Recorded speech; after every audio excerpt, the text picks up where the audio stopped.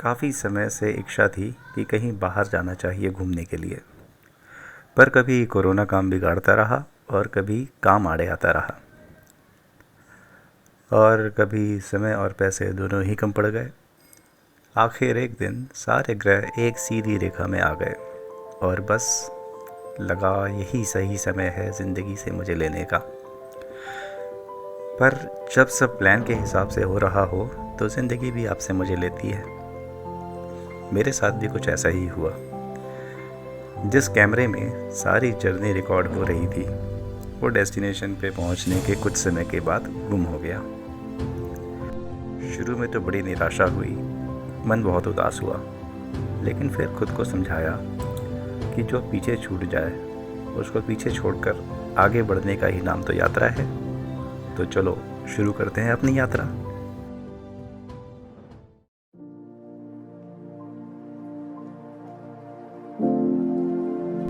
Tirthan valley, ये जगह न जाने मेरी लिस्ट में कितने सालों से थी। दिल्ली से करीब 12 घंटे की जर्नी करने के बाद जब ये गेट आपका स्वागत करता है तो ऐसा लगता है जैसे सारी की सारी थकान उतर गई और एक नया जोश मन में भर जाता है। सैंच वैली में अंदर आने के बाद लारजी से 2 रास्ते निकलते हैं। एक रास्ता जो कि बाएं हाथ पे जाता है वो नागिनी, गुशैनी और बथड़ की तरफ जाता है। तीर्थन नदी का जो उद्गम स्थान है उसके लिए ट्रैकिंग बथड़ से ही की जाती है। और अगर हम लारजी के आगे दाहिने हाथ में निकल जाएं तो बंजार, जिभी, शोजा और फिर जलौरी पास के लिए मेन हाईवे निकलता है।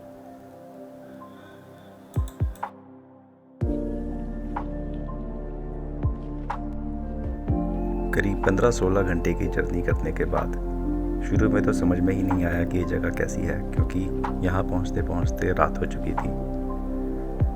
लेकिन जब सुबह उठे तो नज़ारा कुछ अलग ही था। तीर्थन वैली 2 भागों में बटी हुई है। पहली है नागिनी और सैंज। ये 2 जगह ऐसी हैं जो कि बिल्कुल नदी के किनारे हैं, जहाँ पर आप कुदरत के साथ अपने आप को बिल्कुल जुड़ा हुआ महसूस कर सकते हैं। यहाँ पे शांति का आलम ये है कि होटल वाले अपने कमरों में टीवी भी नहीं लगाते, ताकि आप जब यहाँ पर आएँ तो अपने आप को पूरी तरीके से यहाँ से जोड़ सकें।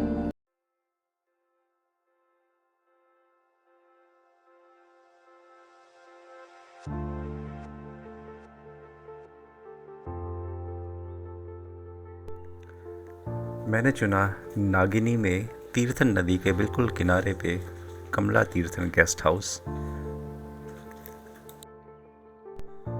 यहाँ पे स्टे करने का जो दूसरा ऑप्शन है वो है बंजार, जिभी या शोजा में। बंजार पुष्पापथ और तीर्थन नदी के संगम पर बसा हुआ है और जिभी इससे थोड़ा सा और आगे है। ये दोनों ही इलाके नेशनल हाईवे के बिल्कुल किनारे पे हैं। यहाँ के रास्ते काफ़ी तंग हैं और ट्रैफिक जाम और पार्किंग की बहुत बड़ी समस्या लगातार बनी रहती है। लेकिन अगर आप आसपास के टूरिस्ट पॉइंट्स पे घूमना चाहते हैं, जैसे कि श्रृंग ऋषि मंदिर, जिभी वाटरफॉल, जलोरी पास, ये सभी जगह हैं यहाँ से काफ़ी नज़दीक पड़ती हैं। और दूसरा, अगर आप अपने दोस्तों के साथ हैं और तीर्थन वैली में कसौल के मज़े लेना चाहते हैं तो जिभी आपके लिए बेस्ट डेस्टिनेशन है। अगर बात की जाए शोजा की, तो जहाँ एक तरफ नागिनी या जिभी करीब 4,500 फीट की ऊंचाई पर है, तो वहीं शोजा 8,500 फीट की ऊंचाई पर बसा हुआ है। ये जलोरी पास से बस थोड़ी सी पहले पड़ता है। अगर आप चाहते हैं कि आप बादलों के बीच में रहकर ऊंचाई से पूरी घाटी का विहंगम दृश्य देख सकें तो शोजा रहने के लिए बहुत ही शांत और बहुत ही अच्छी और सुंदर जगह है।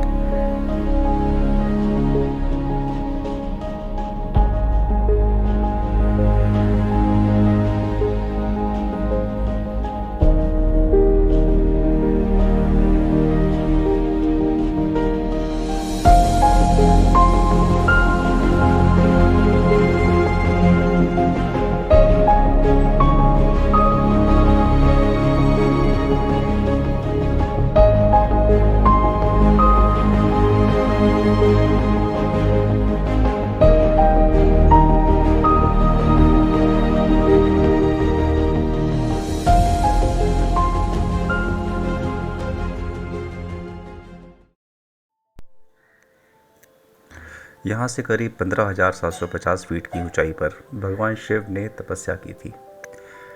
बाद में वो जगह तीर्थ करने वालों के बीच में बहुत प्रसिद्ध हो गई। वहीं पे हंसकुंड नाम की एक जगह से एक नदी निकलती है। उस नदी का नाम तीरथ रखा गया। अब क्योंकि वो नदी इस घाटी से होती हुई जाती है तो इसलिए इस घाटी का नाम उस नदी के नाम पर ही तीर्थन पड़ गया।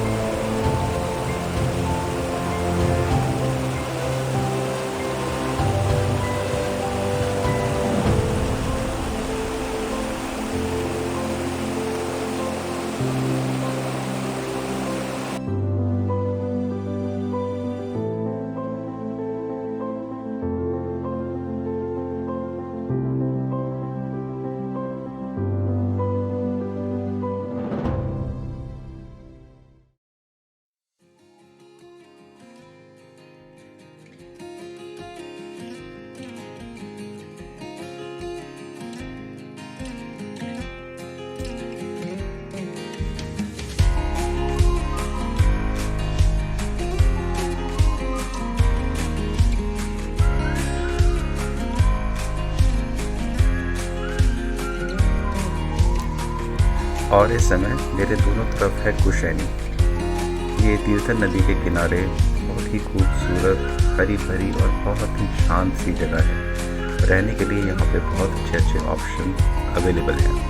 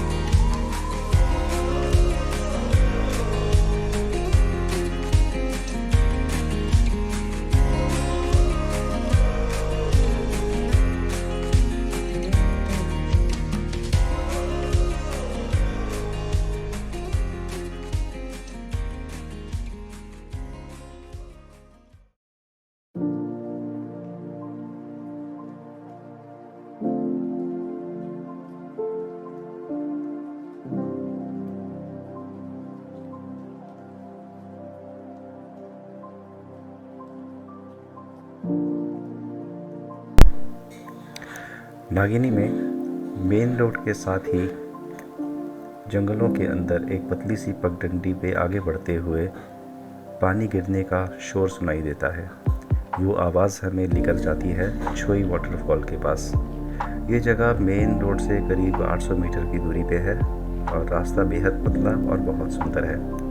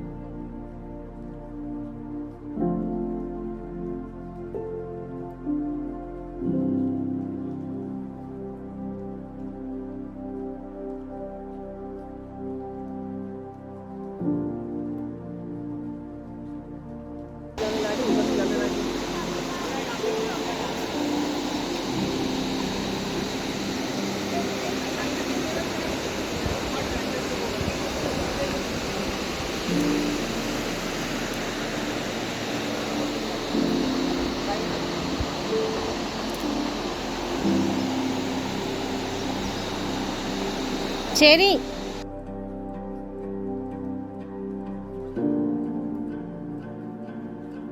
ये ऊंचाई से गिरता हुआ बहुत ही खूबसूरत सा झरना है। इसके पास बैठकर कई घंटे बिताए जा सकते हैं। छोई का मतलब स्थानीय भाषा में होता है झरना। यहाँ इसको छोई देवता भी कहा जाता है। अगर सप्ताह के बाकी दिनों में यहाँ पे आया जाए, जैसे सोमवार से शुक्रवार के बीच में, तो ये जगह बिल्कुल खाली रहती है। करीब इक्का दुक्का लोग ही यहाँ पे दिखाई देते हैं। लेकिन अगर सप्ताहांत में यहाँ पे आएँ, जिसे वीकेंड कहा जाता है, तो यहाँ पे बहुत ज़्यादा भीड़ होती है। लोग बड़े बड़े स्पीकर्स लेकर आते हैं और शोर तो इतना होता है कि झरने की आवाज़ भी सुनाई नहीं देती। पर दोनों का मज़ा अलग ही है।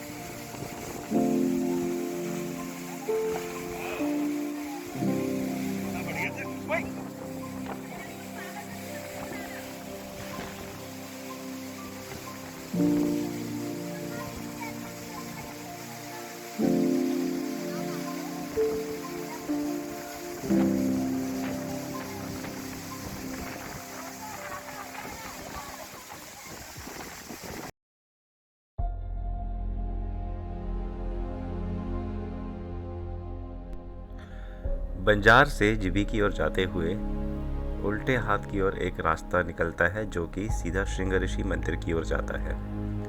पहले इस मंदिर तक जाने के लिए करीब 500 मीटर तक सीढ़ियाँ चढ़ के जाना पड़ता था, लेकिन अब मोटरेबल रोड होने की वजह से वहाँ तक गाड़ी से भी जाया जा सकता है। श्रृंग ऋषि के बारे में रामायण और महाभारत में उल्लेख मिलता है। श्रृंगऋषि महर्षि कश्यप और अप्सरा उर्वशी के पुत्र थे। जन्म देने के बाद उर्वशी श्राप मुक्त हो गई और स्वर्ग चली गई। श्रृंगऋषि के जन्म के समय इनके सिर पर हिरण के सींग हुआ करते थे, जिसकी वजह से इनका नाम ऋश्रृंग पड़ा। आगे जाकर महर्षि कश्यप की इसी तपोस्थली को श्रृंगऋषि ने अपनी तपोस्थली बनाया। इस मंदिर के पंडित ने हमें बताया कि यहाँ पे श्रृंगऋषि जी की करीब 7 फुट ऊंची अष्ट धातुओं से बनी हुई मूर्ति है। उस मूर्ति के इतिहास के करीब 1500 साल के बारे में तो उसको पता है, लेकिन वो मूर्ति उससे भी कई हजार साल पुरानी है।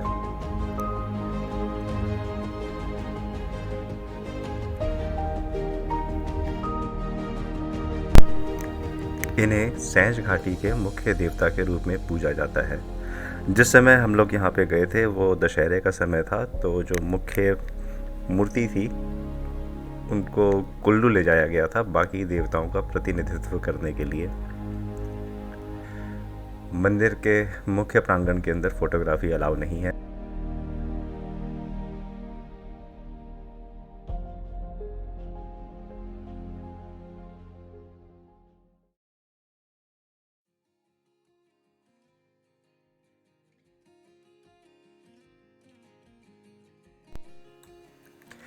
श्रृंगऋषि मंदिर के साथ एक बहुत पतली सी पगडंडी जंगलों के बीच से होती हुई करीब 2 किलोमीटर की ऊंचाई तक लेकर जाती है, जो कि ले जाती है चैनी कोठी की तरफ।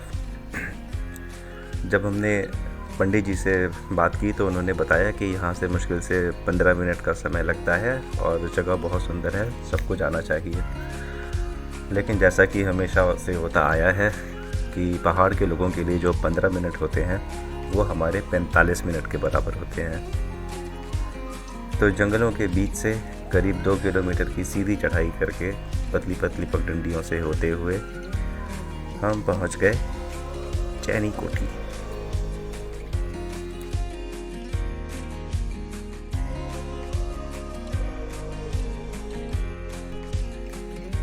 चैनी विलेज पहुंचने का यही एक रास्ता है।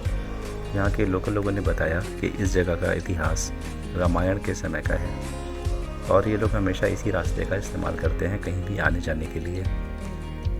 अब जाके यहाँ पे मोटरेबल रोड बन रही है, जो कि मुझे लगता है अगले 6 महीनों में बनके तैयार हो जाएगी और आज से पहले यहाँ तक कोई गाड़ी आई ही नहीं है।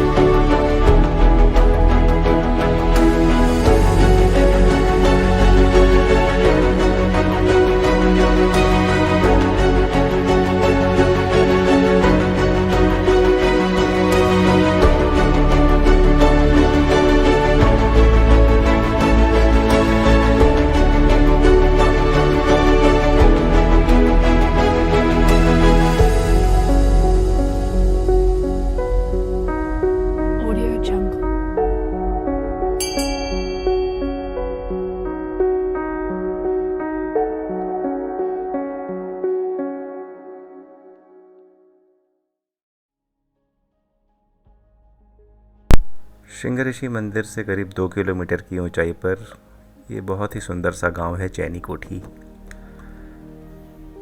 ये गांव मुख्य रूप से श्रृंगऋषि महाराज की तपोस्थली हुआ करती थी।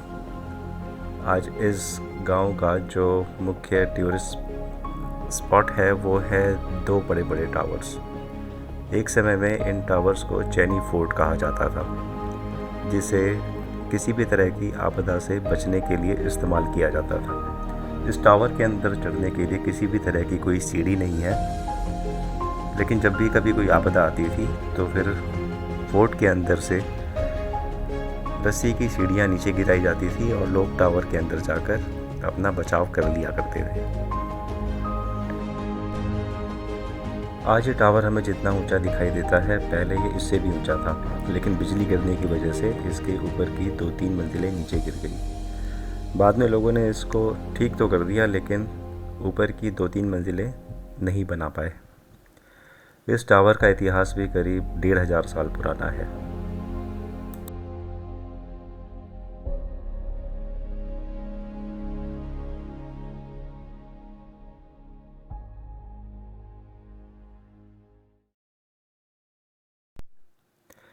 जीभी का नाम जीभी कैसे पड़ा, इसका भी बहुत ही रोचक इतिहास है।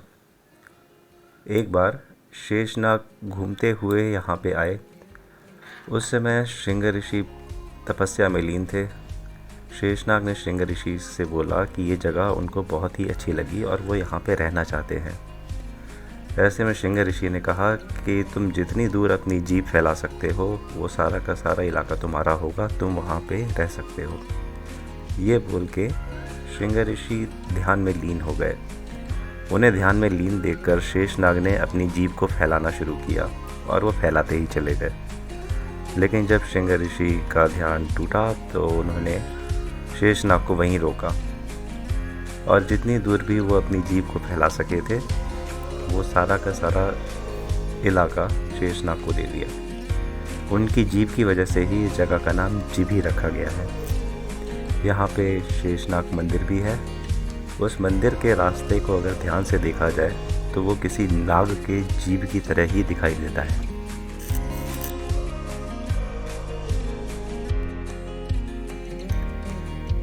तीर्थन घाटी का जो सबसे मुख्य आकर्षण का केंद्र है वो है जीभी वाटरफॉल। एक बहुत ही खूबसूरत से पार्क के अंदर ऊंचाई से गिरता हुआ झरना बहुत ही मनमोहक सा लगता है।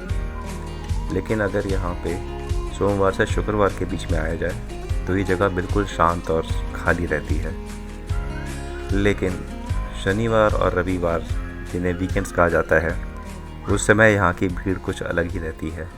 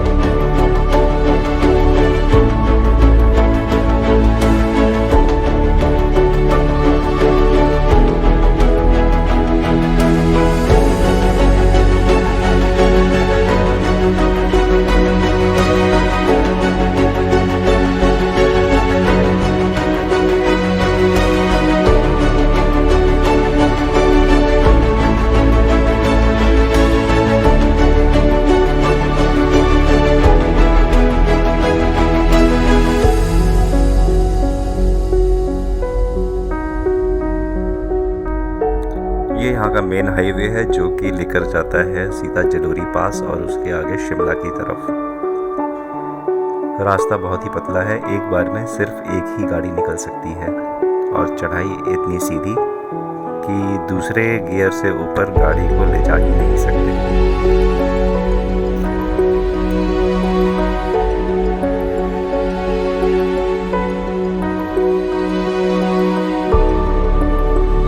कंडीशन तो अच्छी है लेकिन ड्राइव करना थोड़ा सा ट्रिकी होता है।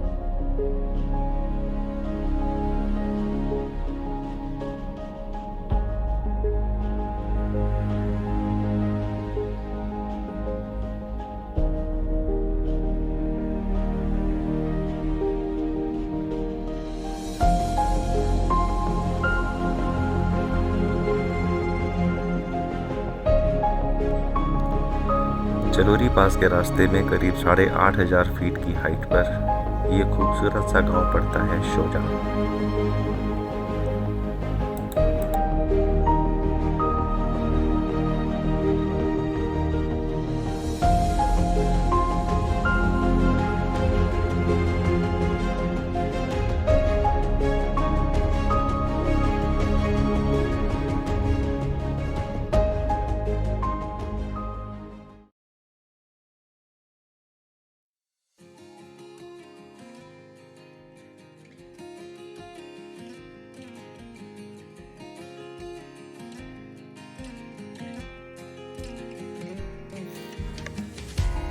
10,280 फीट की ऊंचाई पर यह है जलोरी पास, जो कि यहाँ का सबसे हाईएस्ट पॉइंट है।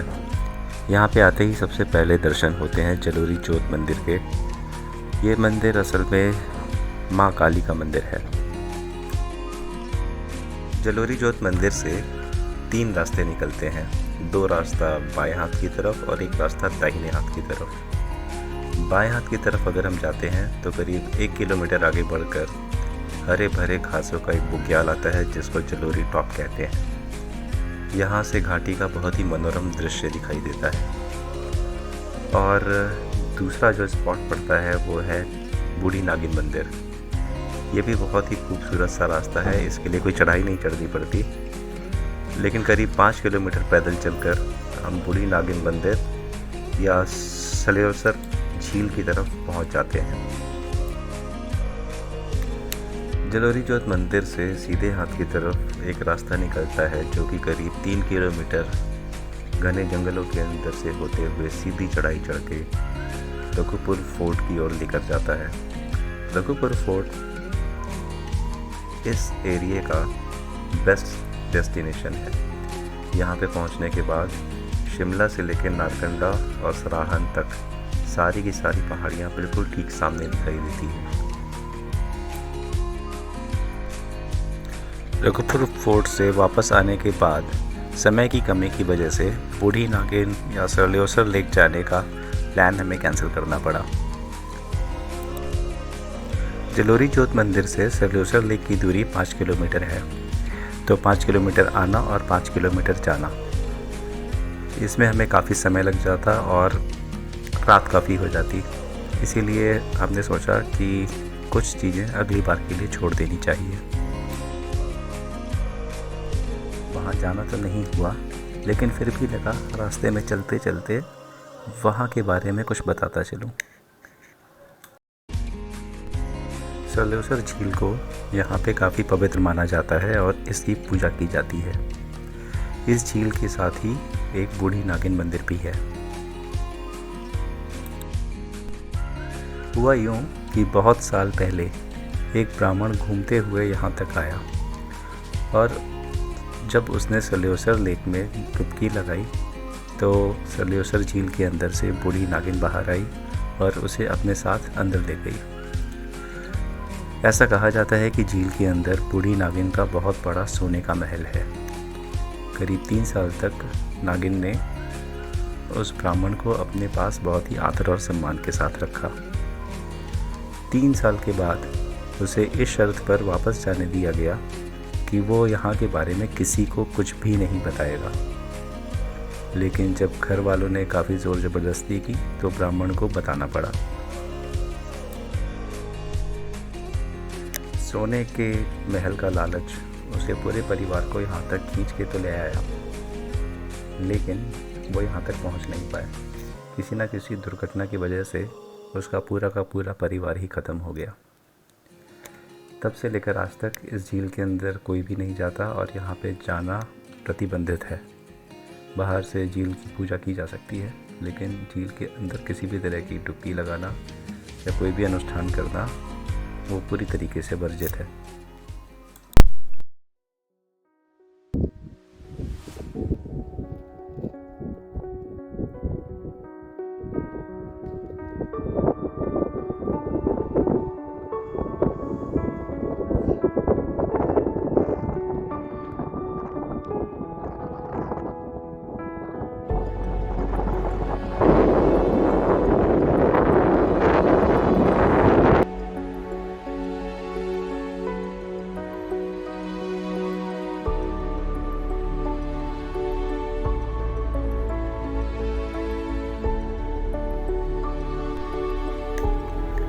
तीन किलोमीटर चढ़ाई करने के बाद जब हम रघुपुर फोर्ट पहुंचते हैं तो यहाँ पे फोर्ट जैसी कोई भी चीज़ दिखाई नहीं देती, ना ही किसी किले के अवशेष दिखाई देते हैं। लेकिन यहाँ से जो नज़ारा दिखाई देता है उसको शब्दों में बयान करना बहुत ही मुश्किल है। एक कहानी के हिसाब से बहुत साल पहले एक राजा ने यहाँ पे किला बनाया था जिससे वो पूरी घाटी में चारों तरफ नज़र रख सके। लेकिन वो राजा बहुत ही ज़्यादा क्रूर था। उसके अत्याचारों से परेशान होकर यहाँ की जनता ने उसका विरोध किया, किले के ऊपर चढ़ाई कर दी, पूरे किले को तोड़ फोड़ दिया, आग लगा दी। कहते हैं कि यहाँ पे जितने भी पत्थर पड़े हैं वो सब उसी किले के अवशेष हैं। एक बार यहाँ आने के बाद यहाँ घंटों कैसे बीत जाते हैं उसका पता ही नहीं चलता और न ही वापस जाने का मन करता है।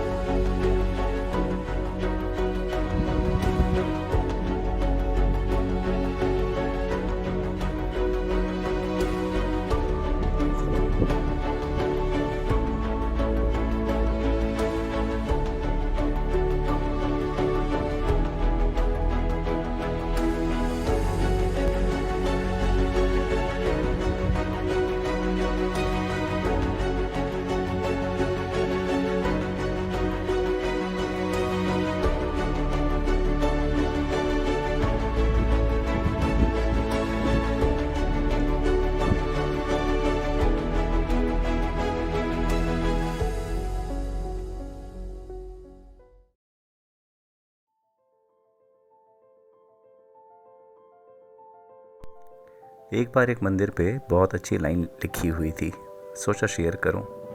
वहाँ लिखा था कि अगर तन को स्वस्थ रखना है तो उसे घुमाते रहो, और अगर मन को स्वस्थ रखना है तो उसे स्थिर रखो। आमतौर पे हम लोग उल्टा करते हैं।